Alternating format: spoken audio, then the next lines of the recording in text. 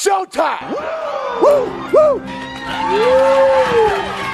Woo, woo, woo, woo, woo, woo, woo. Silent and profiling. Woo,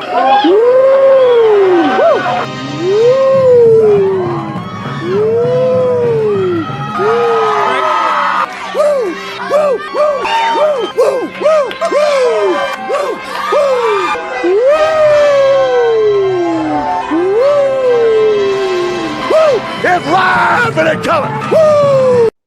Welcome to the Mafia Sports Report. I am Tommy, to the highest degree, to the TOP, from the 313. And by my side is my main man, my toucan Sam, the one they call the Apex Man, Mr. Mikey. What is up, brother? Happy Victory Monday to you, and happy Victory Monday to all of Bill's Mafia. It was a wonderful Victory Monday. You know, because there was an ass whooping yesterday. And then you got to, relax, watch some football Sunday night, wake up, and then, no major injuries. Just get to listen to everyone talk about how great the Bills are. It's wonderful. Wonderful life. Nice. By the way, that is the fourth game that an opponent's only scored 10 points. It's the fourth game we've also won by more than 21.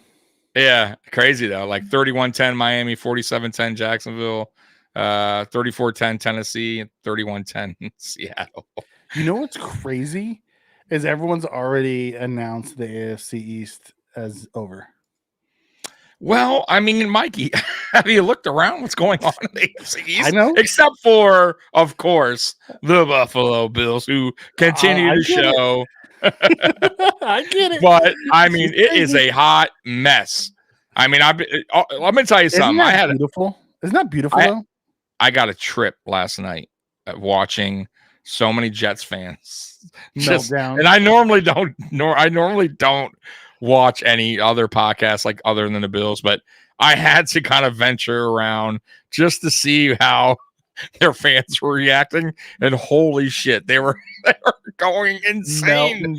I mean, total meltdowns. I mean, they were way worse than Miami's meltdowns. Like, I gotta say, the Jets fans are so angry. Those New Yorkers, right? Those Jersey guys and those New Yorkers, they get really fucking upset.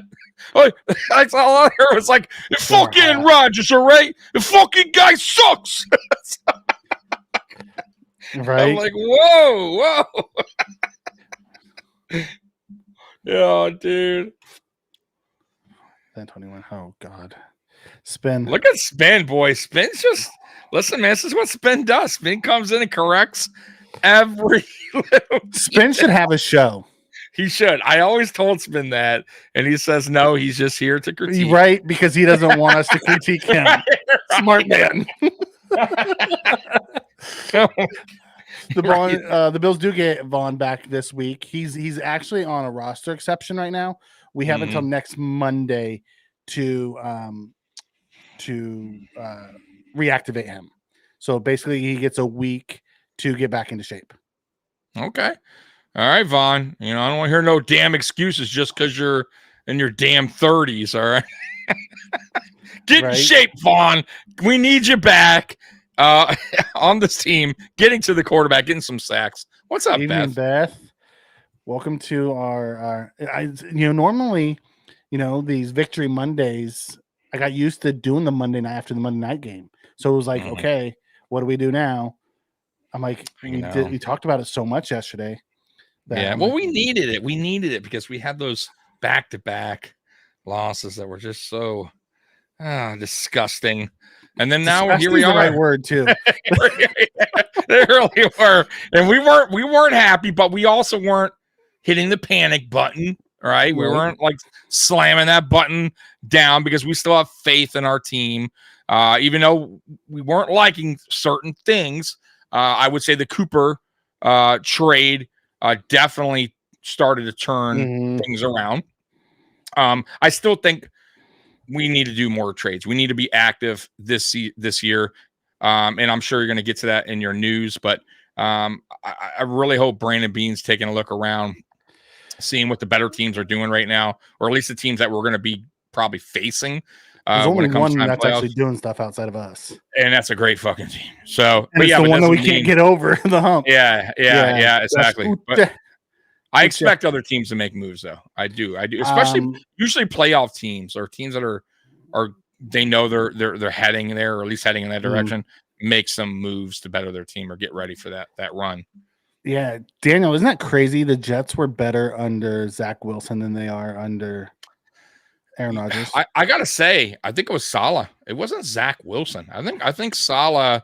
Listen, I'm not saying Saleh's a good coach, but I think that was a total mistake what their owner did, firing him 5 weeks into the season. Like, at least he had that defense going. At least that was his defense. I mean, I think he would have. I think honestly he would have pulled out that win yesterday against the Patriots under Saleh. So I think it was a mistake. I do. I think their owner doesn't know what the hell he's doing.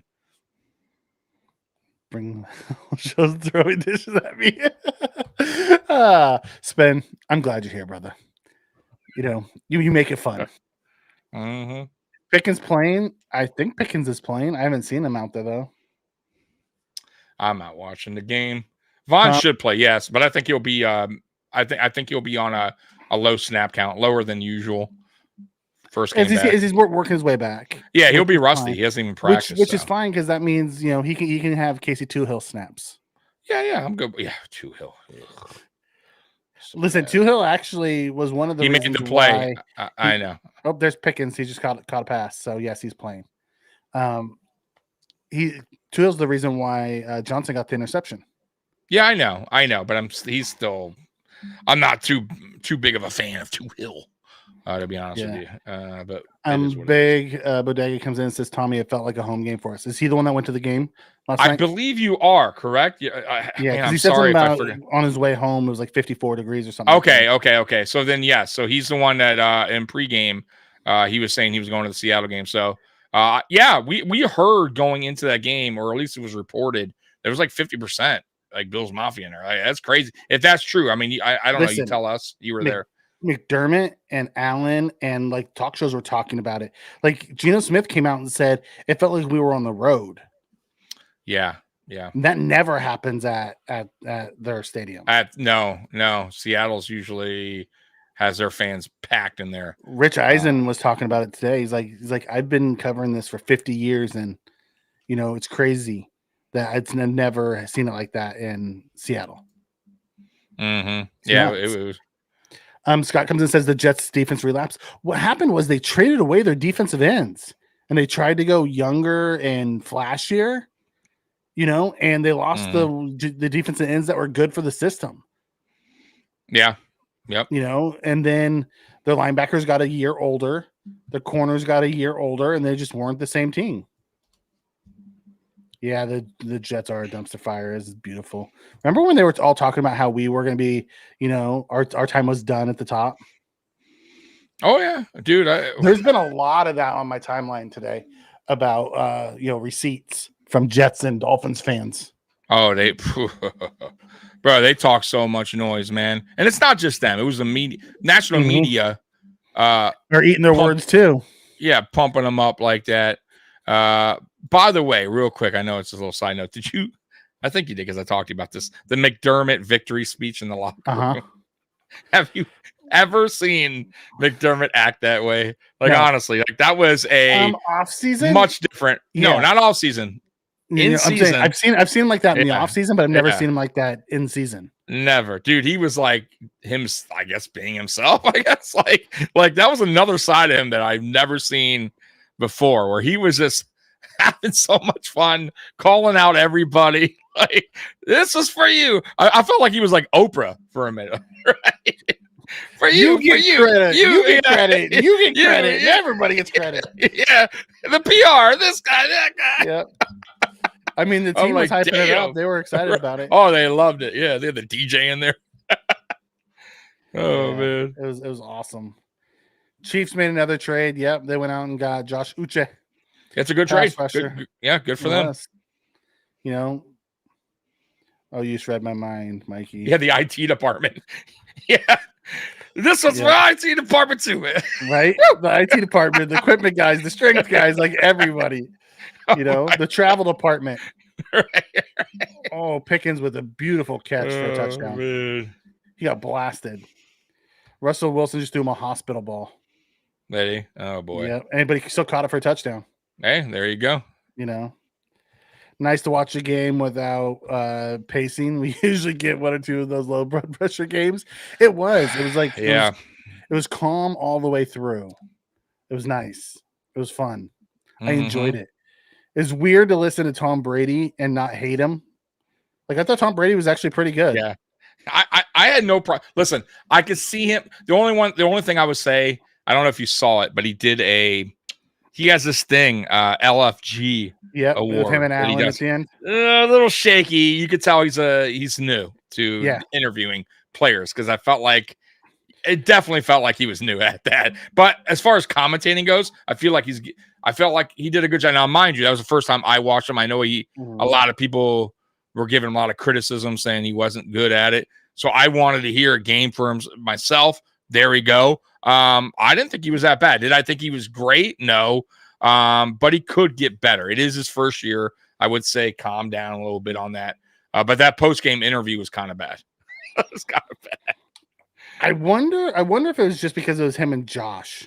Maybe he just felt their friends. shaky. Maybe. I don't know. He just felt like you could tell like he was trying. Maybe somebody's feeding the lines where he's trying to remember them, like what he was going to say. It just felt off, like to me. And that's just like I said, he's probably way new to this. You know what I mean? He is. So, and it usually takes people time. Like Tony Romo was absolutely was kind of a one-off. Great. Remember Greg Olsen when he first started? He wasn't very good, and he had to, he's great now. Now he's great. He's really. If Tom does it for more than this year, that's true. It may not be for him either. He may go. Now he's the owner.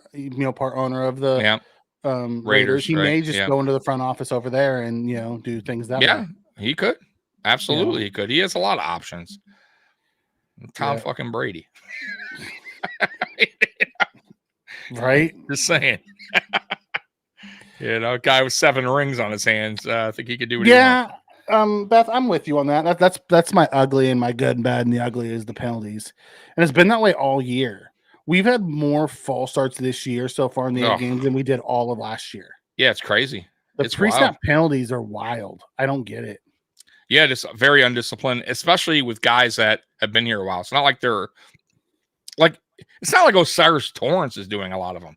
Like, I'll be honest with you, Osiris Torrance probably our least penalized offensive lineman, I think. Like, I don't see many penalties. Yeah, him and Edwards. I don't see a lot going his way. It's mainly the two that are getting the penalties that I see is mainly Dawkins and Spencer Brown are probably our best on the line.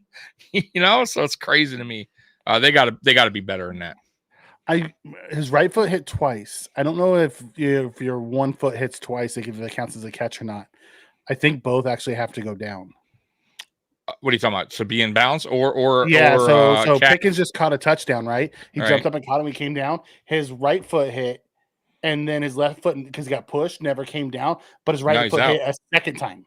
No, he's out. Yeah, if that either have both feet in or a body part. Or your cat. I think your cat, both chin, part of calf your left area, your elbow, your butt cheek, like any of that is considered both feet in bounds. But body part. But even an elbow, right? Even that elbow, forearm. Yeah, it just can't be a hand or feet. I believe it is. You have to have 2 in for right. Exactly. So no, if that didn't happen, that shouldn't. But you got his right foot down twice. It doesn't matter. Yeah. It was a weird. The way he fell was odd because he got crushed as he caught it. Yeah.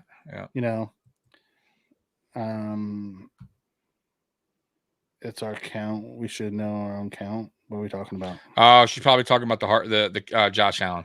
The pre-snap penalties. So it's. I don't know if it's Josh is just hesitating because a lot of these pre-snap penalties are also happening during when we're on the road, and. It's silent counts.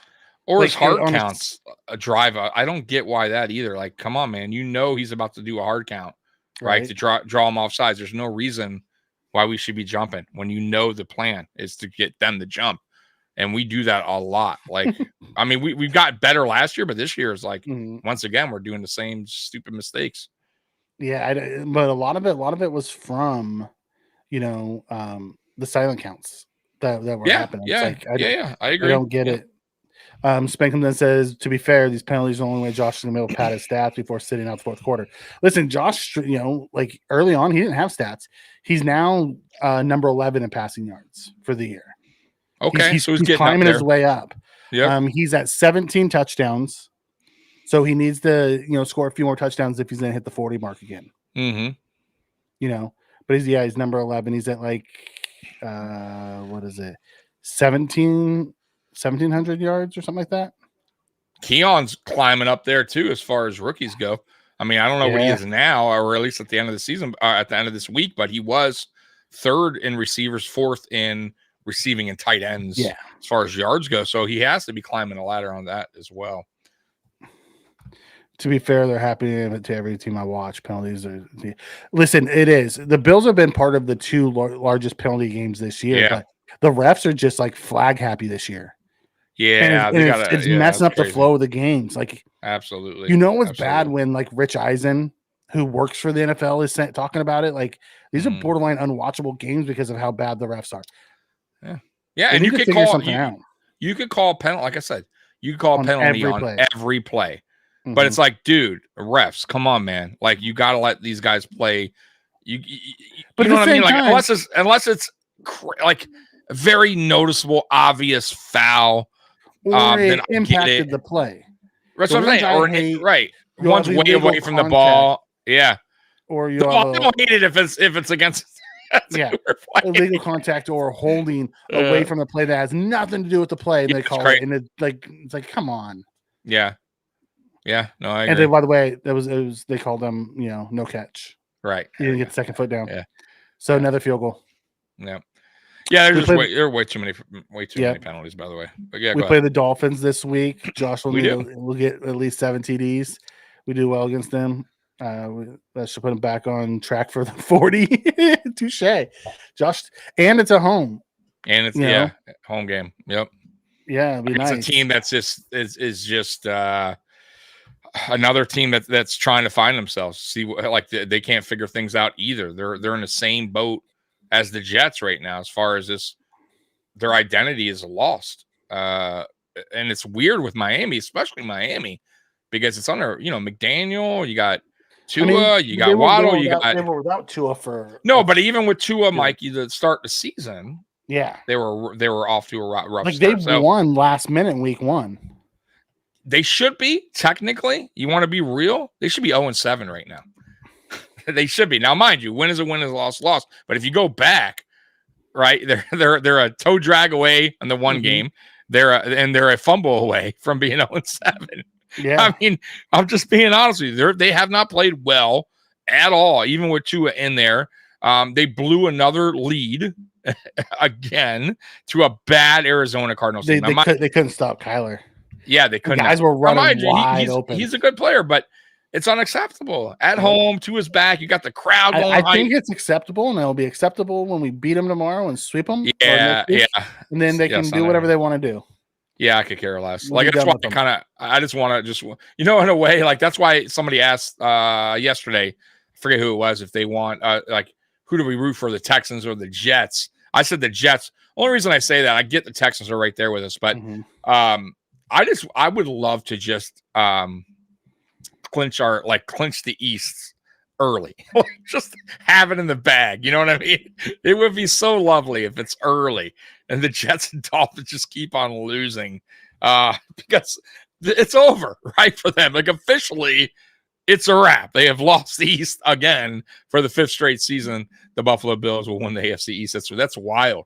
Like, honestly, Mikey, I think we really because we're doing it so much, right? 4 in a row now, going on 5, more than likely. Like, we're almost just whatever. Like, but it is a big deal. It's not easy to win your division 5 years in a row. So I think we got to give credit where credit is due, because that's tough, man. That is tough. I think we just come so accustomed to it now. It's just like, all right, yeah, we won the East. So I don't know. Man, these quarterbacks are throwing hospital balls to these receivers. Are they? Yeah, it's crazy. Yeah, I think it was Rich Eisen. No, maybe it wasn't Rich Eisen. I can't remember who it was. I was listening to one of them today, and they said prior to Josh Allen showing up, the Bills had not gone 6-2 to open this season since from 1994 to 2018 when we drafted him. He's now done it in, will be 5 of 7 years. Open 6-2. Impressive. Very impressive. They're like, you want to know who turned that fortune around? You want to know why the Bills Mafia is so excited about Josh Allen?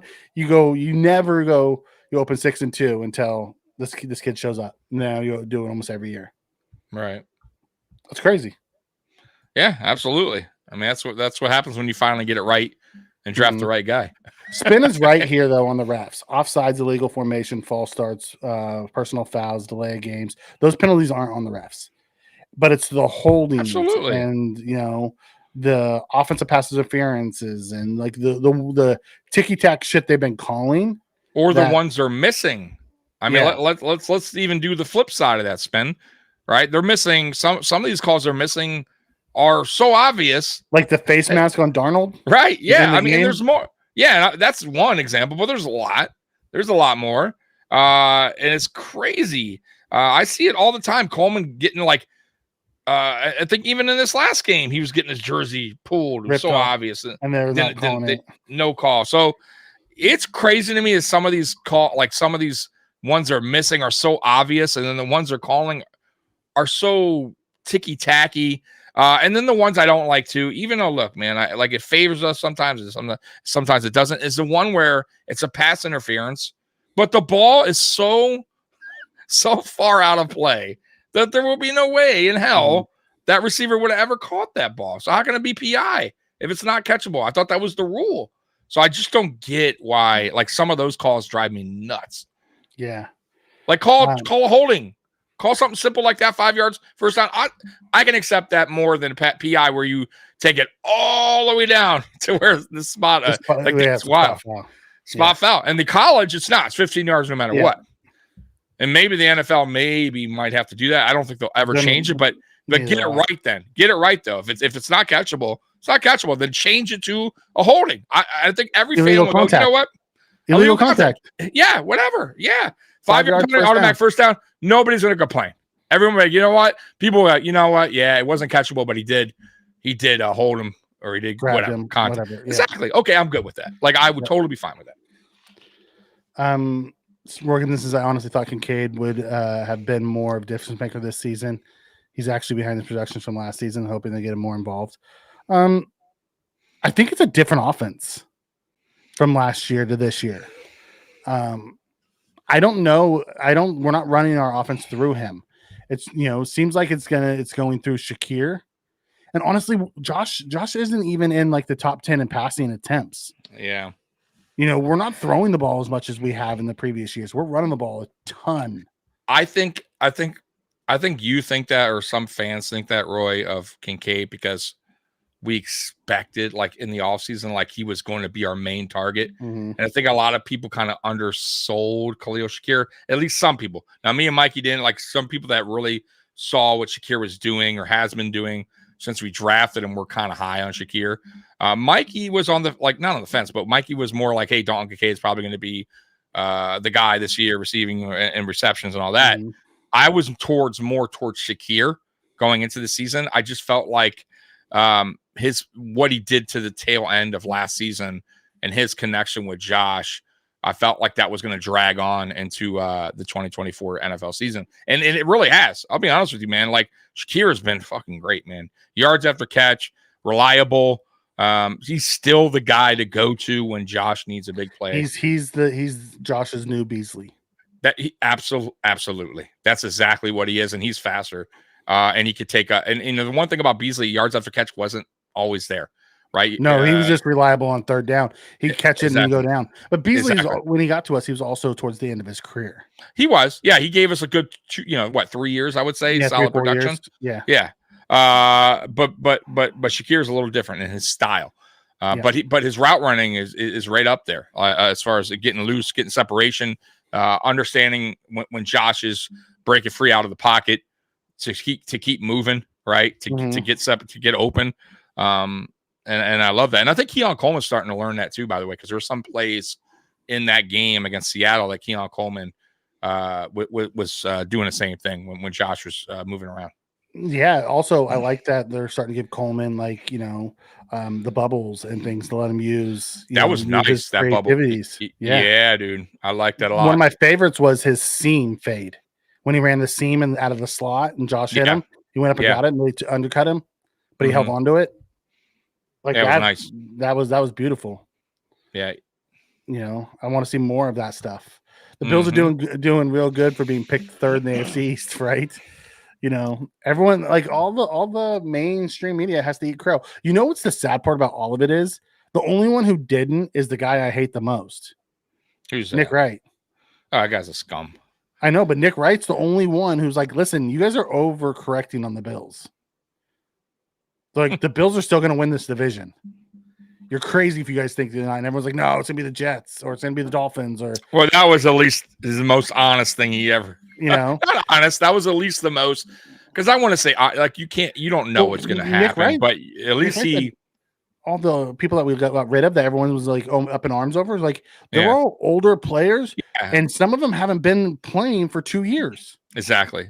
And at least he understood that. At least I'll give him that. Most people, but that's what I mean about this. Is what I mean, Mikey, about why you can't watch why at least me, I don't watch a lot of national media, because a lot of these teams that are commenting on other teams, they don't really watch. They're stat guys. They go into a room.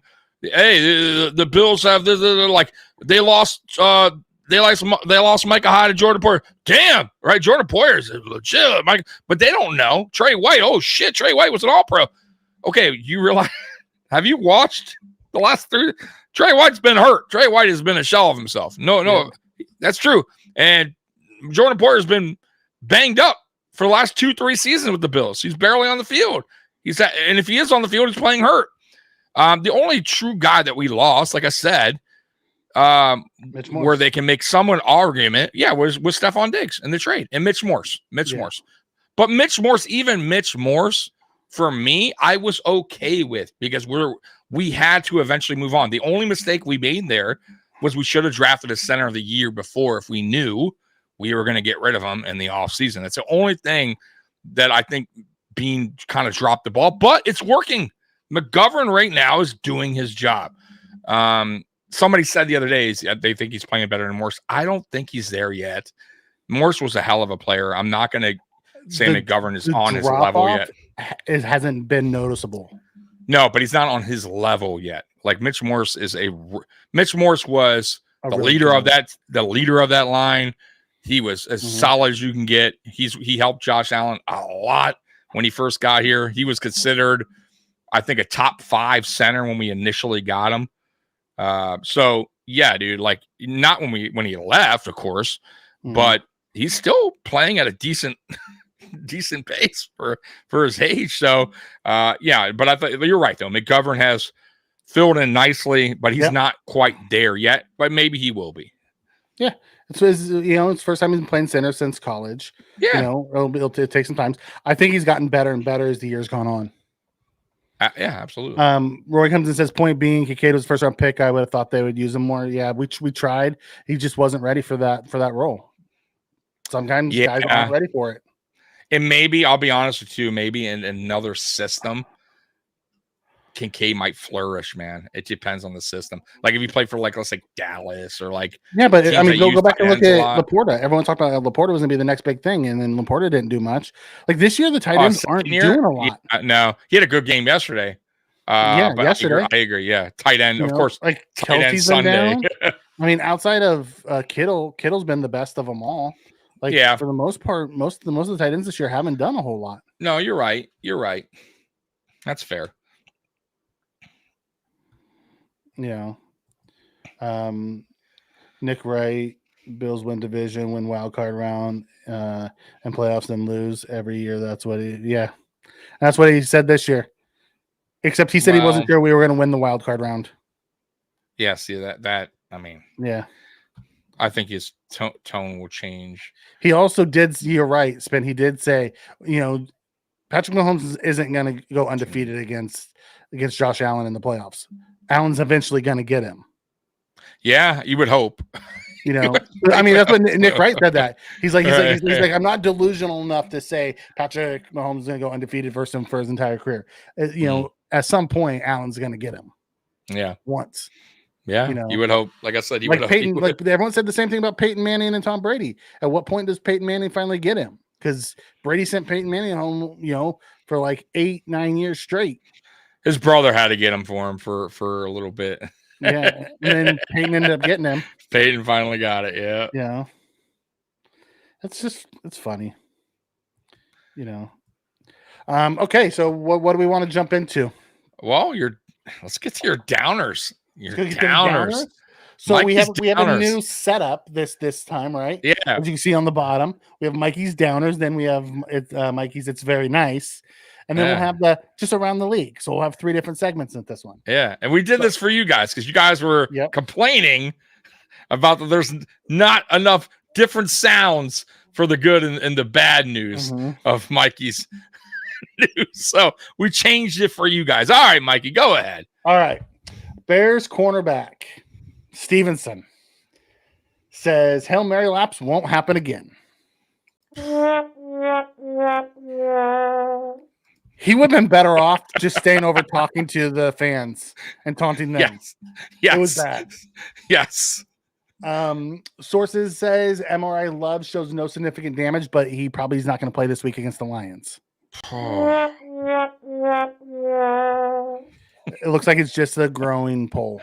No. Okay. That one will be a positive. McCarthy on Diggs' media spat. Did you see Trayvon Diggs came out and got in a reporter's face about something he tweeted yesterday? No, I didn't. What'd he say? Oh, God. It was something about the reporter was like, what was Diggs doing? He came out and Diggs basically, I'm not going to quote him, but to sum him up, he basically said, you can't do what I do. You don't know football. Shut the fuck up. Whoa, hey, without saying it in those exact words, he went off on him. Like he went into the locker room, checked Twitter, came out and yelled at the reporter. Okay, damn. All over. Like go back and watch it. It's crazy. I will. Basically Diggs was half-assing a route when the guy was running down sidelines, and he had to go catch up to push him out of bounds. Okay. No, I didn't see it. I'll watch it though. Oh yeah, he was Stephon Diggs. Non-contact knee injury. They don't know what the actual results are yet. They're still getting more tests, but they've already ruled them out for this next week. Man, Mikey. Yeah, Steph, went down, grabbed his knee, went straight to the ground. It was bad. Oh man. Yeah, I don't think Diggs was wrong, but what he was saying, but. Like, you're going to have thicker skin if you're going to play in the NFL. People are going to write negative things about you. Mm. You know what I mean? Yeah, absolutely. Some of the media was writing, we need to get 7 up out of there after Dallas lost. Because remember last year, they said we need to get 14 out of there. Yeah. So some funny thing, local media is like, we need to get 7 up out of here. The funny thing is, though, a lot of these players wind up being in media when they retire and do the same thing that they're hating. A lot of these guys, think about it, right? They don't like the reporters talking bad about them, and then a lot of these players go on to do the exact same thing. All of them. Think about it. Look at all the ex-NFL players right now that are in the media that talk bad about current NFL players, and at some point in their career they hated when national media was talking shit about them. But they all do it. They all do it, Mikey. Spin is feisty tonight. All right, what do you say? Tommy wants to get a head coach in. HG to get playoffs. Okay, let's get the head coach who has the best chance of success against Chief. Oh, wait, that's McDermott. Not in the playoffs, it's not. Really, in the regular season, yes. Right. When Tom, what's the when does it happen? Sorry, Spin. Because I'm unaware of this. Did it happen, Mike? Did we beat the Chiefs in the playoffs? Not in the playoffs. We beat them in the regular season. So does he really give us how do you know that? Clearly not, because we haven't won. We have not won against the Chiefs. Okay. In the playoffs. Those in are the the regular facts. season, he's in one the of the few head coaches that's beat Patrick Mahomes multiple times. I care about regulars. I could care less. It's about in the playoffs when you get. We already went through this spin a million times. McDermott is a good regular season head coach. I trust him. I trust that he'll get our team through the playoffs. No doubt about it. It's the playoffs that I have a tough time trusting Sean McDermott, and that is the problem. And I think that's everyone's problem. He does the same mistakes. Not only that, when we have tight games, even this season, this is where he clams up, shells up. He makes the dumbest decisions as a head coach where an 8-year NFL head coach should not be making. So I think it's very fair for me and Mikey to not trust Sean McDermott in the playoffs, especially against the Chiefs. So I'm just saying, until he proves that he could beat the Kansas City Chiefs in the playoffs, then I don't want to hear it. And let me tell you something. If he does, then we're going to the Super Bowl. I really, truly believe that, because I don't think another team is on our level as far as that goes. There was only one team right now the Buffalo Bills are still trying to conquer. That's Kansas City Chiefs. And if you're thinking anybody else, you're lying to yourself. It's Chiefs. That's it. Okay. All right. At the end of the day, are you willing to bet Josh's prime on Sean McDermott? Right. How long are you willing what the definition of insanity is? Doing the same thing over and over and expecting a different result. Right. I asked that, by the way, I asked that you guys that 2 years ago, a year ago. Mm-hmm. How many more seasons then do you continue to go on where we're going into the off season going, how can we get to a Super Bowl? How do we beat the Chiefs? 9 seasons with McDermott, 10, 11, 12, 13, 14, 15, 16. When does it stop? When Josh Allen retires? And then we go, oh, man, we got to fire a head coach, start all over. Come on, man. By then it's too late. You know what the chances are of getting a Josh Allen type of quarterback on an NFL roster? Very slim. I mean, there's no guarantee that who we bring in is going to be better. I know that, but that doesn't mean that you can't. That you just go, oh fuck it. Then you know what? We'll just have to deal with it, because we're scared of taking that chance. You have to eventually, Mikey, take a chance. You don't have to. You don't have to. That's obvious. Yeah, that's obvious, but you should. I'm just saying, it's obvious you don't have to, because Pagulas haven't. I mean, you could keep going to the same. You keep going eating the same hamburger, Mikey. That's average. Some people like it. Some people like the average hamburger. Or you could go, hey, you know what? I'm going to explore and take your chance for a better burger or a shittier burger. Or a shittier burger. So you know what? Want to go with the devil they know, not the devil they don't. Yeah, I don't know. Eventually, I want to try change a new thing, a new product. That's all I'm saying. McDermott will have another shot this year. He's in the dance. Let's see what happens. Tomlin won a Super Bowl. McDermott and they were calling for his head last year.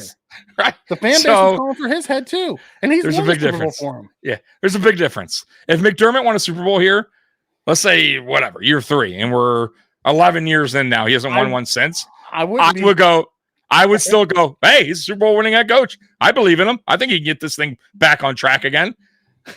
That's as a fan, I'm just saying, right? Am I right there, right, Mikey? So let's say you get a coach. He wins a Super Bowl. Let's say, I'm just saying, third year. Okay, but you're still good. You're still good. So if it's any... I'm just saying, if it's Tomlin's case, Tomlin's never had a losing season. That's what I'm saying. So let's just say... But if you go back, and I understand what you're saying, if you go back and you look at someone like Doug Peterson, who won the Super Bowl, but then had multiple down years, then you let him go. But I'm with you there. If it's Tomlin, then if it's that type of career, then yes, you keep him. That's exactly my point. So if McDermott came in here year 3, let's say, year 4, won a Super Bowl, and we're still winning, but we're not getting Super Bowl, and it's been 5 years after, I personally would be like, hey, you know what? We can. That's what I'm saying. But I would still stick with him. I would still trust him. Going, hey, we're still a winning team. If they haven't lost the locker room, then you yes, Exactly. But he hasn't. Guys, we're year 8 in. And look, I'll eat crow if McDermott wins the Super Bowl, of course, and I will have no problem doing so. None. And you guys could say, told you McDermott was the guy. And I'll say, man, you were right. McDermott was the man. But we'll see how long that takes. Ooh, this if is a ever. question. Yeah. If we beat the Chiefs in the playoffs but end up losing the Super Bowl, would your feelings about McDermott change? Yes. Absolutely. Unless he's the reason we lost the Super Bowl. It was one of his dumb clinch up moments. Hail Mary on us. Or a dumb call at the end because we were up with 13 seconds and he decides to play, right. have our defensive ends on the sidelines. Right. Then maybe not. But if we just lost, then yeah, he shows that he can get over the hump. He can get us there. He has to get us to the Super Bowl. Mikey's 100% right. If he got us there and we lost, I'm cool with him. I would say, hey, as long as he wasn't the reason we lost. Then exactly. Well, that too. Yeah. If he wasn't a big reason, yeah, I'm with you there. I am with you there. But he has to make it there. We only been to one AFC championship. Yeah. One. Is it? It's not even like we've been there multiple times. Yeah. And it wasn't always the Chiefs that put us out. We got put out by Cincinnati too. In a divisional, which we should have won at home. By the way, we were home against the Chiefs. We should have won. The last 2 years. That's what I'm saying. We finally got, we finally got what we wanted, right? Everyone's like, oh, it's unfair. We're always on the road. Playoffs sucks. We finally got it. We got what we wanted, and we fucking blew it. Okay? We had a chance. Yeah, we could have beat Cincinnati and had a game that was in a it wouldn't have been in Buffalo. It would have been like a neutral site. Remember that? Because if we beat them, we go to neutral site. Okay. It would have been a fucking. By the way, they probably would have put us in like a beautiful, maybe a dome or Detroit. Right. Yeah. Nice. Like whatever. I think it was Atlanta. I think they were going to put us in the Georgia Atlanta. Yeah. Which, bro, that would have been a great fucking game. But we fucking blew it. Okay. So yeah, that I point the finger at Sean McDermott. I also 100%. Need to hold the players are accountable too, and the players accountable. Absolutely spending all that money on guys who didn't make a difference on defense. Yeah, it's a team. Listen, it's a team. It's a team game, right? It starts from the top, right? The owner, the GM, the coaches, the players. I get that. Like if you got to have everything connecting, but I feel like we have that. We just lose it somewhere in the playoffs, and it usually with the coaching staff. And the coaches and McDermott, and then it's a mess. Okay, let's get back to You're still on the downers? I'm still on the downers. Vikings. Addison says people are making too much of his free 3 post. Did you see that? No. No. What happened? Vikings Addison, after their last loss, he posted out free 3, like he wanted to be traded. Really? That's funny. Yeah. Dennis Allen, the head coach for New Orleans, said there was no intent to hurt Herbert. Did you see how he rolled him up? No. It was bad. The guy grabbed his leg, and then after he threw the ball, he kept rolling and tried to like twist his ankle. His offensive lineman saw it, jumped on him, and started kicking the dude's ass on the field. So is our old head coach still over there giving him bounties? What was his name? Greg Romans?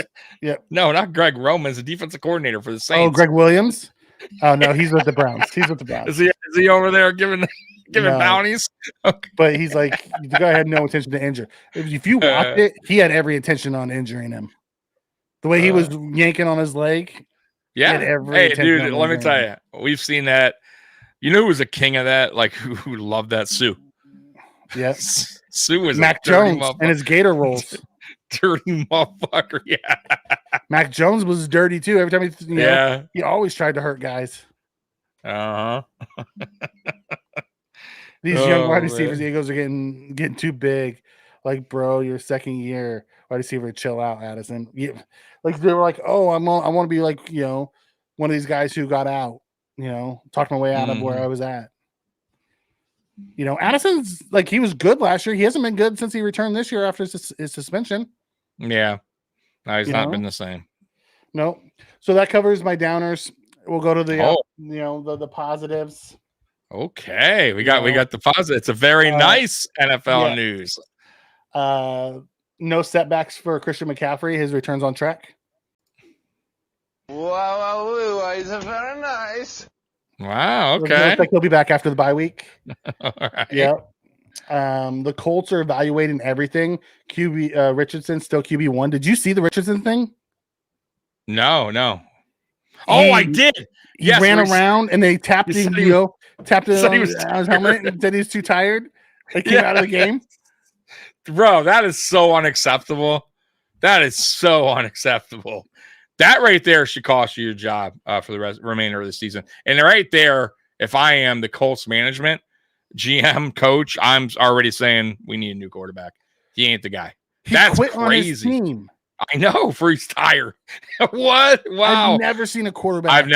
I've seen a player quit. Rest in peace to our old corner at halftime. But he retired. Like he was like, okay, I'm done. I'm retired. But in a game, the quarterback tapped out. Yeah, that's crazy. Tired.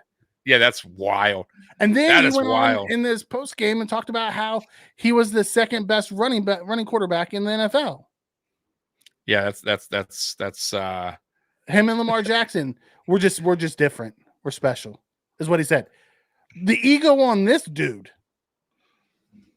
When his team needed him, he got them in trouble first off by taking a really bad sack, and it was 3rd and 14, and he taps out and makes Joe Flacco come in with no warm up on 3rd and 14. Yeah, I think he should. That right there, like I said, man, I think that tells that should tell the Colts GM and coaching staff. They said he's still QB1.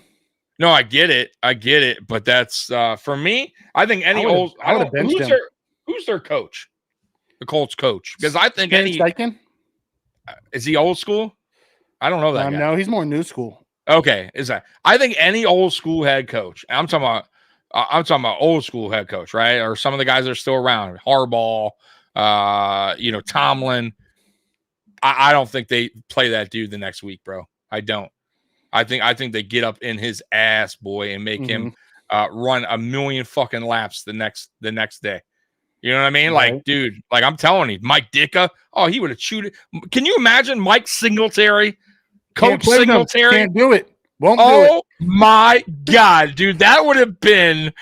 You want to talk about a press conference? Singletary would, bro. He might have killed that motherfucker in the locker room before he did it.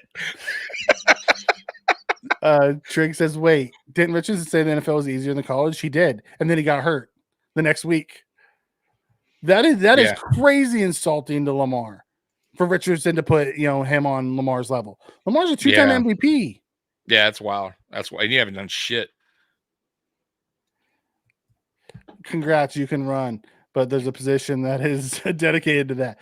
Like, listen, everyone said Lamar should turn into a receiver or a running back. Richardson's like sub 50% completion percentage. Yeah, he is not look good. I gotta be honest with you. I said it last week when they played the Dolphins, and I'm shocked that they beat the Dolphins with him in there, because I thought they would lose that game with him in. I thought they had a way better chance with Flacco in that quarterback, and I still think they do. I don't know what their record is right now, but I think they still have a chance to make it the playoffs, right? I still think, right? Yeah, I think they're 4-4. Okay, so right now, bro, I think they're. I get they want to see what this guy has, Flacco's but if you're trying to make a playoff push of any type, you start Flacco.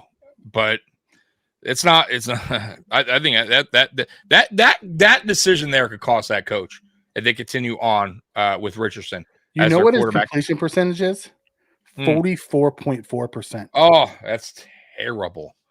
Yeah, that's really bad. It's the worst ever for a starter. Yeah, it's unacceptable. Like that's like worse than Tim Tebow.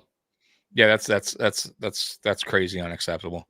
Once again, man, I don't know what they're doing there. Yeah, they haven't said, Robert, they haven't said how bad Diggs' knee is. All they said is he's still being evaluated and he's out this week. Not good. Not good. Richardson is a mobile Jamarcus Russell. Yeah. Reporters should have told, yeah, but you've been able to pass because you have JT that can do the running. Like I couldn't, like no one could believe that he said what he said. And he was like Pat McAfee went on a diatribe about it this morning, and he's a Colts fan. He could have bullshitted and said his hamstring or something. You know That's what Pat McAfee said. He's like, he said I had a cramp, my hammy. Right. He got hit funny. He got hit funny when he went down, and then he tapped himself out. Everyone assumed something happened to his leg because it went funny. Right. But no, he said he came in and said, "No, I was just tired." Yeah, that's wild. And you admitted it. Yeah, like it was nothing. Like yeah, I was just tired. Yeah, I needed a breather, so I took a breather. Hey, this is an NBA where we sit, rest you for 5 minutes. Like, you're the starting quarterback. These young cats are different, man. Yeah, it's wild. That's the first time I've seen that, though. Yeah. Trey Lance, Anthony Richardson, shake hands. I bet you Trey Lance would run around. He wouldn't ask for tap himself out. I've never, dude. I've seen quarterbacks look at Mike White, right? Dude got leveled twice and still wanted to be out there. Yeah. I mean, broken ribs for his Allen. I mean, that's what I'm saying. Right. I've seen quarterbacks just take a absolute ass whipping and bro, they're football players. They want to be in there. Mm-hmm. That's what really surprises me out of this, because they're competitors, especially at that position. They don't want to be pulled. Not only that, they don't want to have an opportunity where they potentially lose their job, because you never know. Backup come in and take your job. That's another thing. I'm not talking about star players like Josh Allen. I'm talking about like players like him. Yeah, that clearly he thinks he's a star. Yeah, well, because he was highly drafted. You're gonna learn real quick. Not really, because the team's already told him he's QB1 still. Yeah, but we'll see how long that lasts. He keeps fucking around or keeps playing that like this. Once again, that'll be a fireable offense. Well, you'll get your coach fired for that. Stroud is getting figured out. Plus, he's an a-hole on the max. Stroud is very full of himself. He's cocky as fuck. Yeah, don't get me wrong. He is cocky. He's good though, man. He wasn't real good this week. No, I get it. I mean, but every quarterback's gonna have some bad weeks. I'm not gonna knock a guy who had a bad week or two. I mean, Josh Allen's had some bad weeks. We're not gonna knock him. Yeah. We knock him when he had bad weeks. No, but I'm saying knock him, like saying he's not good. He sucks. No. He's not the. I think Stroud's good, but I don't think he's as good as he thinks he is. No, he's definitely cocky. He definitely 100%. He's only second year in. He has a lot to prove. He still has a lot to prove. In order to be that guy that he's claiming to be. I get that, but he is a good player. Like, we can't deny that. No, he's good. I just don't think he's as good as he thinks he is. Beth says, I'm still in shock that Baltimore lost to the Browns. Man, that they should have started Jameis from the start. Jameis eating W's. Giving him opportunity. Jameis is listen, man, he's what he reminds me of a little bit? Like Ryan Fitzpatrick. He's gonna make mistakes, but he's gonna give you an opportunity. Right? He's going to have some games where that dude just looks dynamic, 500 yards passing. And he's going to have a next game where he throws 5 interceptions. Right? I mean, like, that's them. Think about it. Right? He's been a Fitzpatrick backup, starter. Bro, they are on the same those are the same guys, bro. One is a short white guy, one is, the former number one overall pick. And they're both both outgoing. Right? Like, both of them are outgoing. Bro, if Winston ever got a podcast, I swear to you, I would watch that bitch. I'd watch it daily. He is that guy is a character, man. He is a character. And I guarantee you, when he's done with football, he would definitely either be in the NFL doing something like that, or he'll have a podcast. 100%. There's no way that guy would just go drift off somewhere. We would never hear from him again. Impossible. Right. That says it shows you how bad Watson really was. It was so bad. I don't think you ever see him in the NFL. I'm gonna keep with that. I don't think you ever see him. Yeah, dude clearly lacks self-awareness. He wasn't ready for the NFL with only 12 starts. Yeah, he comes in and says that he's the college game was harder than the NFL game. That's wild. Yeah, who the last person who said that was? Chase Claypool. Was a player. You're right. Remember? Claypool said that. Yes. After that, he went straight down. Yeah. Yeah, you got to be careful, man. Choose your words wisely. Not only that, these vets, they'll look for you. They will make you pay for running your mouth, boy. Mm-hmm. I wish Jameis was our backup too. I would love to have Jameis as our backup. Dude, absolutely. But he's up there. He's going to be up there on his pay. Yeah, Triggs. They were missing both of their first round pick, Wiggins and Humphreys, who were both out this week, and you could tell because they were playing backups, and they Jameis threw all over them. Yeah, listen, man. I was surprised. I'm not gonna lie. I thought the Ravens were gonna win. I had them to win in a bet. They are the better team in my opinion, but that they have a good rivalry, man. They do. Those two teams battle, bro. But that just goes to show you, Baltimore is not unbeatable. The Raiders beat them. The Chiefs beat them. The Cleveland Browns beat them. You just got to play physical. You got to play them physical. You can't let them get way out in front. Yeah, you can't. That's what I mean. You can't get them way in front. Your offense has to go, but you got to play physical in the trenches, bro. You cannot let them just bully you around. They bullied us around. Yeah. Right. And you know what, though, Mikey? That's happened to us many times. We've gotten bullied around from other teams. Cannot do that. You can't play like that.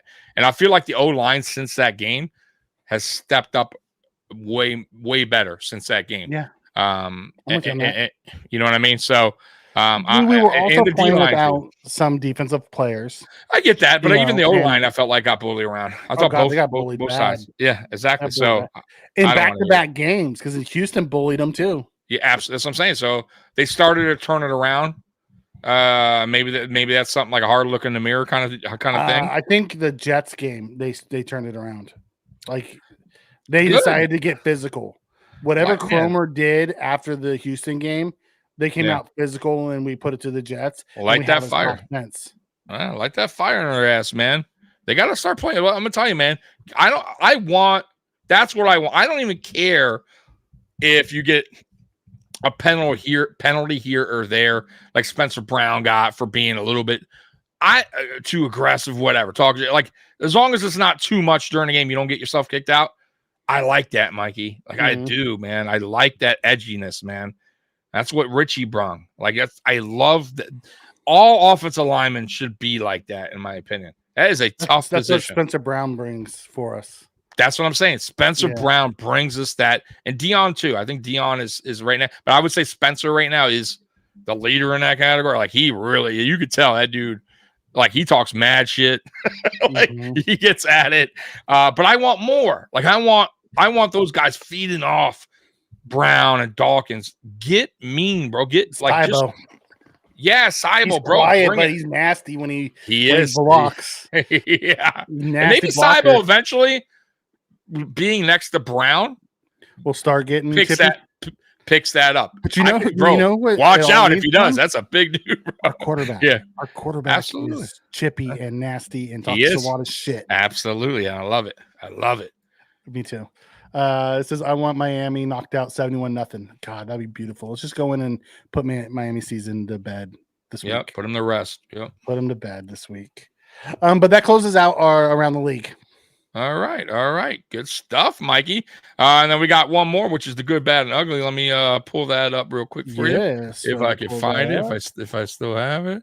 I guess you go with the chat while I'm looking for that because I have no idea where it's at. I think we're caught up on the chat. I've been keeping it because we're on ours tonight. I was able to help you control that. I know, and I don't even know if I have it because it's normally on. It's fine if you don't have it. We can just do the good, bad, and ugly. Yeah, let's intro. Yeah, sucks, guys. Those Northern Iowa guys are nasty. Those Iowa guys in general are nasty. College teammate of Trevor Pannin is the same way. Yeah, I do have it. Are you ready, Mikey? I'm ready. Here we go. The good. The bad. The ugly.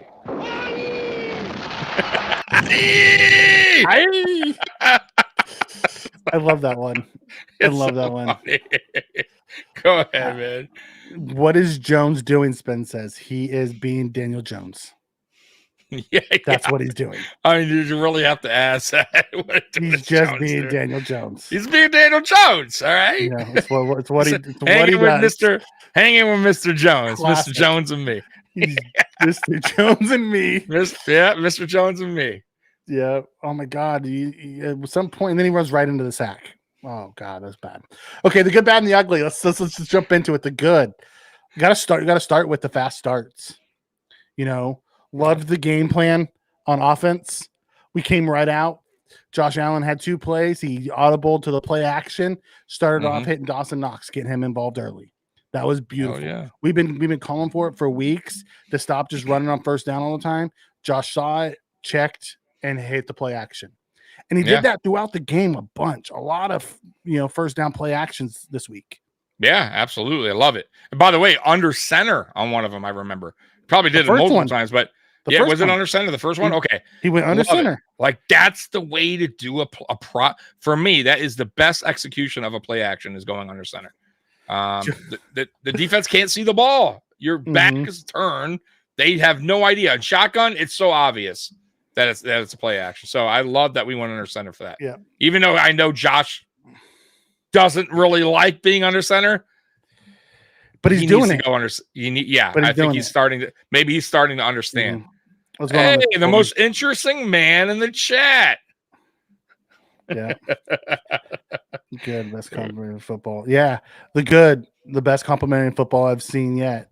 It was fast starts. Run game was on point.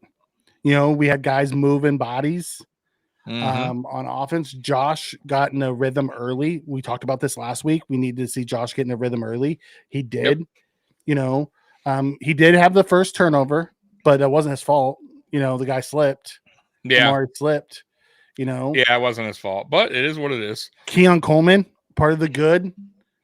We got to see him use some of his his contested catch, especially in the red zone. They finally that one-handed catch was sick, bro. If you go back and watch, and then he patted him on the head, like Big Brother him.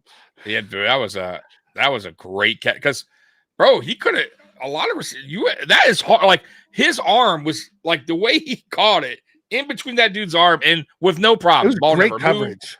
That's what I'm saying. The guy was all on him, and he just made a great catch, bro. Made it look easy. Really, it was unbelievable.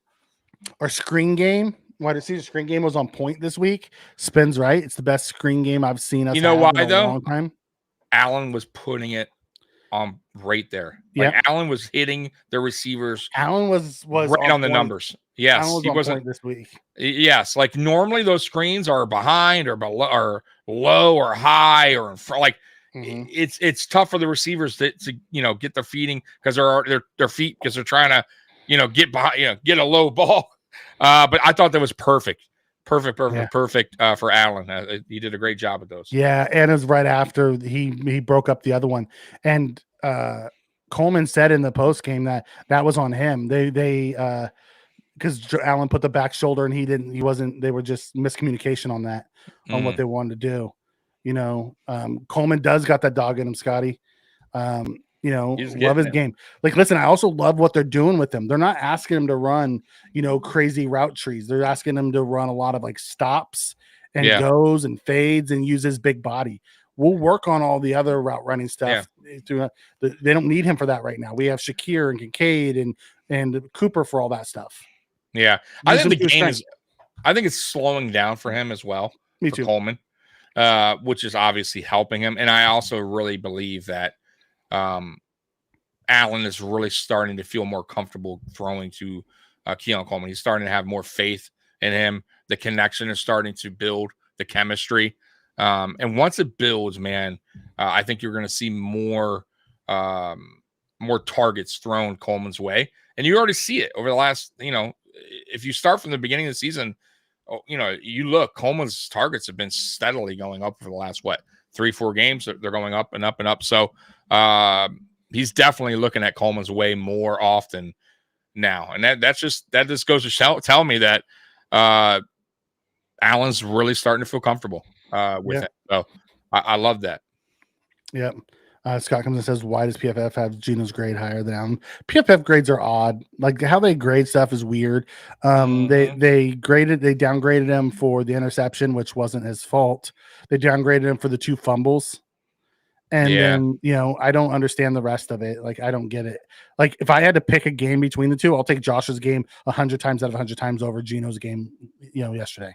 Oh, all day. Yeah. Eyes don't lie, guys. You can listen. I always say this about grades. I mean, some of them, okay, we can sit back and be like, hey, he's the rating and this and that. Some I get like, but some of them are crazy to me, man. Some of them, they just don't make sense or I don't agree with. So yeah, man, like, I don't know who does their grading, but don't always go by them. Yes. Listen, PFF is just out there for stats. It is what it is. Yeah. I don't ever follow their PFF stats like that. Cause I do eye test. It's something eye test for me. Everything's eye test. That's what I'm saying. Like, especially with like quarterback rating, interceptions, especially when it comes to quarterback. Man, like you got to watch the game and see why those plays was it truly his fault? Like, exactly. You don't see if the quarterback went, let's just take Josh Allen, when he was like 9 for 30. Josh had some missed throws, but he also had like 6 drops that game. Yeah. Yep. And they're not taking those don't account inside of they're not taking those account. Yep. Nope. So it is what it is. Like, you have to watch in order to truly understand. Best says the ugly, the fact that our pass rush gets to the QB, how many times 2 will be on his back. That's for next week's game for the ugly, but I do get what you're saying. That's actually a part of the good was our pass rush.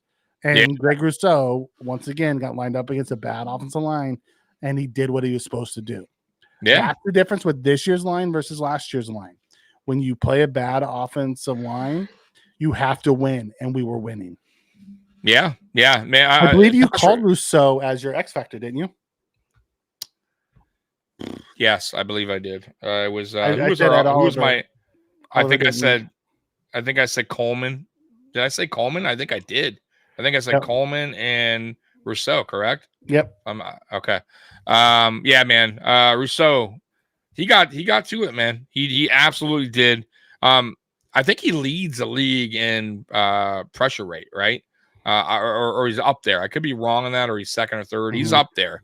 I just wish he'd get home more often, but it is what it is. Even a lot of the time when you put pressure on him, these quarterbacks make a lot of mistakes. They throw the ball away. How many times do you see Geno Smith throw the ball away? That's because he's under pressure, right? Like he didn't throw it away too many times. No, but I'm saying he did a couple times to avoid the sack. Yeah. You got to do that. We're throwing interception. Look at the pressure that we are bringing, and he tried to throw a little screen, and it got tipped and intercepted because of the pressure. So pressure causes a lot, a lot of mistakes from quarterbacks. So I would like more sacks, but it is what it is. You are 100% right, Beth. That is good and ugly at the same time. I love it. So then on the defensive side, our outside corners locked things down. They didn't really get a whole lot of action. Most of it was funneled over the middle. I thought our defense was stout all day long. Loved what Babbage was doing where he brought like the scheme. He had guys in the line not knowing who was coming and who was dropping. Like that's the first time I've seen him do that. Yeah. Yeah, it was good. Speaking of, did you hear McDermott's press conference today? They asked what the difference was. Yeah. He said it's the play caller. We have a better play caller this year. Yep. He's like, that was funny. That was funny. He's feeling himself right now. You seen a little bit of honestly, yes. What's going on with him? Time to curb stomp those Fins. Yes, I'm with that. I think he's also looking at the standings and loving life a little bit more. Yeah, Spence says that was Tuhill. Tuhill was in the face of the guy. Yeah, it was Tuhill. Austin made the interception. Yeah, I guess I'm just not a fan. How about Solomon? He had 4 snaps. Yeah, and he had a sack. Yeah, I think that, like I said, me and Mikey are high on that guy. I think in time, I don't know about this year, but I think next off season they're going to be working more. Next step. I think they're going to be really working with Solomon in the off season, Mikey. Like really, really working, because right now you're really just practicing for the next week, so you're not getting those one-on-ones. But I think this offseason coming up, next offseason, whatever, I think Solomon will really take it to the next level and get more one-on-ones with coaching. And you're going to see even better Solomon, and possibly more playing time next season from Solomon, because I think he can be a guy with 10 sacks, 10 plus sacks. Me too. And a guy that we could really use when Vaughn leaves, because I don't think Vaughn comes back after this season. So he'd be a good replacement, and a young, cheap replacement for now until we figure that out, because we still need that guy to get to the quarterback. Like I think Rousseau can. I just don't know if Rousseau will ever be a high sack guy. I think Rousseau will be more of a overall double digits, but I don't think he's going to be the Myles Garrett, the JJ Watt. That's what I'm saying. I think he's going to be between 8 and 12 a year. Yeah, I guess that's fair. He's going to lead the league in pressures, like Jerry Hughes used to always do. Yeah, that's fair. Yeah, that's fair. And he's going to be a great run defender, but he's not that true game wrecker.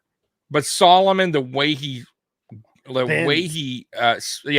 Ben, Brian Burns, a young Vaughn, Elvis Dumerville. Remember Elvis Dumerville? Yeah, yep. He plays his games a lot like those guys. Yeah, yep. It'll be nice to see. Oh, Mr. Fulton's has something. The most interesting man in the chat has something going on. All right, Solomon's sack was just first one there to tap Geno after he fell on the ground. Solomon's sack was he made Geno run around because he just kept going after him. He was the one that hit him, but don't take away Solomon's sack just as oops, he was the first one there. That wasn't the case. He put the pressure on it and got the sack. Absolutely. Yeah, and he fell because he was in this. Are you going to this? Where's this anniversary show? Yeah. As you could tell the chat. Listen, if you guys don't know, and you should know, Mr. Fulton Mars is the most interesting man in this chat. That's the nickname he's. And he does drink Dos Equis. Right, does drink Dos Equis. So he is celebrating his 25th anniversary show this Wednesday. I have no idea where this show is at. Maybe he'll. I don't even know what show he's talking about. Yeah, I have no idea. But the most interesting man, let us know where this show's going to be. Yes, you're inviting everyone. We need to know. We can't just guess where the show's at. All right, go ahead, Mike. How many more effing primetime games do we have to watch the pathetic Jets? They did the same shit last year. I think it's like one or two more, and then they can flex them out towards the end of the season. But man, it's bad. Yeah. I thought Groot tapped Geno. Groot did, but they called it a run. When he got stepped on and fell down, I don't know why they would call that a run. That's odd. That is odd. Because he was in the pocket. Yeah, he never was taking off. He fell down. Yeah. That's behind the line of scrimmage. You would think it was a sack. Absolutely. They called it a run. I don't know. That's not a run. Either. I've seen quarterbacks scramble out behind the pocket and get sacked, fall, and that's considered a sack, not a run. So I don't even get that. Does Jones know that running to players on the other team is a no-no? Obviously not. It's Daniel Jones. Oh, is he still running? Is he doing that? Oh, Jesus. He just ran himself into another sack. Oh, good Lord. Yeah. It was one. Okay, so we went through the good, loved what the coaches did, loved the game plans. The execution was fantastic, and there goes the Steelers guy. He just took it to the house. No, Steelers are winning. Oh, no way. There's a flag down, though. Good old flag. Flag is down. Of course, it's going to ruin it. Either holding or blocking the back. We'll see what the flag was for. It's either one of those two. Blocking the back or holding. The bad. What was bad about yesterday's game? Has to be something, Mikey. Come on. Give me something. I'm trying to think about, punting? Sam Martin, pretty bad. No, he wasn't. Actually, Sam Martin was pretty no? Was he okay yesterday? Sure. Yeah. Bad. Codrington catching the ball on the freaking 2-yard line and bringing it out. Oh, yeah, that was bad, dude. The flag's on the Giants. Okay, so it stands. Wow. Okay. So you are right. Can't catch that inside the 2-yard line like that. No, he needs to know where you got to know where you're at. Like I get that. I'm with you there. Yeah, that was bad, but it didn't. He still kind of got some yards out of it. Nothing crazy. He got up to the 15. So it wasn't a 12. Got to the 12. Was it the 12? Okay. Well, I mean, it could have been worse. Could have got tackled at the 2. So I'm not going to totally kill him on that, but you got to be smarter. And I'm sure they told him. Is everything. Yeah, I'm sure our wonderful special teams coach. Fuck our special teams coach. So Codrington's return there, I would say his decision making there was bad. All right. And then ugly, the penalties, dude. Oh, 100%. The penalties and the refs were bad. We're ugly. Yeah. Penalties and the refs. You gotta include them too, because I'm with you. Carrington inside the 2 was good. Need more yards for Josh. The bad stats. Touche. I guess that's how you want to look at it, right? You know. Oh God, it was so bad. Now, of course, we wouldn't complain if you ran into the house. Yeah. Right. No, but that's like in that situation. I'm with you. I know. You can't catch the ball. Yeah. You got to let it go. It's too dangerous. It's the reason why our draft pick isn't returning kicks for us. So we traded for him. Oh, because Hardy kept catching it inside the 5. Yeah. In preseason, he just cannot figure that out. But maybe Conrading just thinks that he has the ability to take it to the house anytime he gets the ball. Just think he got lost. He does return where he was. He might have, but he returns a lot. Like, he doesn't fair catch often. If you notice, he likes to return it. He's a returner, dude. That's what his job is. Yeah. You know what I didn't like? I didn't like Ray Davis coming out of the end zone on one of those either. Yeah. Like, it's like, dude, that's a special teams thing, telling the guys to go. Yeah, I don't like, but Ray Davis, you know what I mean? Like, I thought he was pretty good returning kicks. I rather, if you're gonna do it, have your speedster do it. I'm not saying he's slow, but I don't. That's why I thought we should have brought up Hamler, because he could have been Hamler, right? Kick. That's what I'm saying, right? Like, we won't get into that whole version. Yeah. No, I might get yelled at on here like I did on Twitter. Yeah. But that's our good, our bad, and our ugly. Yeah, good job. Good job. Do we give you some cheers? Let's do some fun. Yeah. Give it. Come on. Yeah. Crazy. All right. Yeah. He's usually a really good returner. I like Cosington as a returner. He just I have faith in him. Sometimes he have brain farts. It's okay. Yeah, it happens. It happens. So, all right. Do you got anything for us tonight? No, that's it, folks. So we're gonna be back on we'll be back on Friday, but Thursday, it's Thursday. Look at me jumping ahead. Wednesday will be Mafia Talk at 8 p.m. That's with Jay and Big Cuz.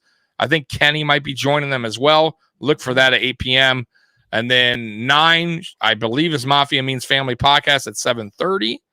And then at 9 on Friday is me and Mikey. Right back at it again on Friday Night Lights, and then of course Saturday Fantasy Kingdom at 2, and then AFC Shakedown at 4. But once again, the easiest way to know all this is just to hit the notification bell, subscribe, hit the notification bell. Mikey just left, no idea where he went. That's all right. And it's Mikey again, and it's not Mikey's fault, right? It's not Mikey's fault. It's a good old. Oh, by the way, I want to say something, guys. We are switching services, so problems like this don't happen anymore. We are having some issues with our you want it on?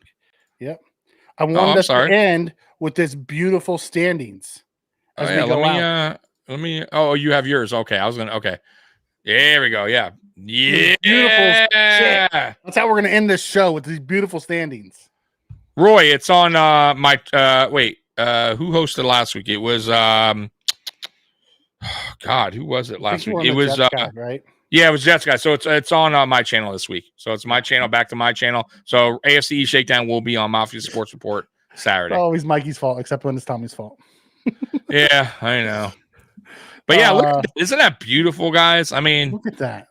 My God. I mean, we don't like to always pat ourselves on the back or anything, but it does feel really good. Considering we lost those 2 games in a row and things weren't looking so great. People were writing us off again. Yeah, and then we weren't happy about it. Yeah. And I'll tell you, that Jets game winded up being way bigger than we thought. Did we talk about that? We talked about that on that show after the loss to the Texans. We said we come out of this winning one of them, going 4-2. It's a totally different story. Schedule, we would stack some wins, and then all of a sudden now we could be 6, 7, 8. 8-2 going into the Kansas City game. And I'll tell you what, too. Who knows? I'll be honest with you, Mikey. We lose that Jets game. Who knows what it does to the Jets? Maybe the Jets go on a little roll. Maybe they just start feeling themselves, right? You know what I'm saying? Bro, momentum is everything in the NFL.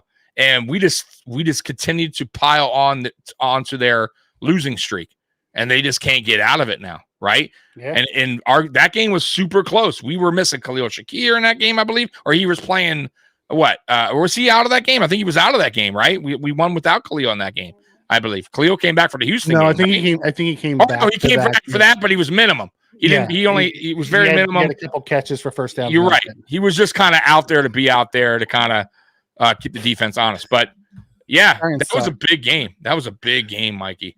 Now that you look back, yeah, it was a really big game, and we talked about it. We said we win this one. Yeah, when we went 3-0, we went to that stretch. We knew it was gonna be a tough stretch. We said as long as we win one of these three, right, we'll be fine. Yep, and we did. Absolutely. And then, man, the rest of the East is just and if we go in and beat Miami, they're going to go to 2-6, and and I think the Jets play Texans, and I don't know if they win that. Are they in Houston? I think it's in Houston. Yeah, I think the Jets lose again. They fall to 2-7. If I was a betting man, I'm not betting the Jets. I'm not betting the Jets at all. And then I think New England plays a tough team, don't they? I think New England is I'm not thinking New England's gonna. No, but I'm just saying, like overall division record wise. Yeah. So I mean, it's like crazy how bad, like how bad it's gonna be if these teams continue to keep losing. I mean, like, and Buffalo keeps winning, it's gonna be a massacre. For the East. If they do win, we could use the Jets to win because then. The difference is the Jets lose, we clinch earlier. Exactly. The more the Jets and the Patriots and the Dolphins lose, the faster we clinch.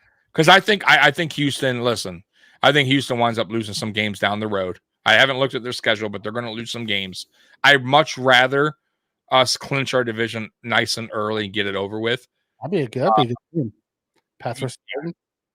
Oh, Jesus, it's going to be an ugly game. Yeah, I have no idea.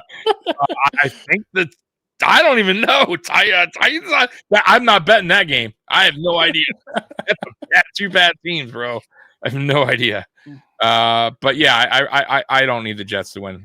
I don't care who wins that game. I want the Jets to win. I mean, I can use them both. Or Jets to lose. Sorry, I want the Jets to lose. They both can lose for all I give a crap. I don't care which one. Yeah, a draw would be great, but I just want to wrap the division. I just want to wrap it up, get it over with, get that behind us.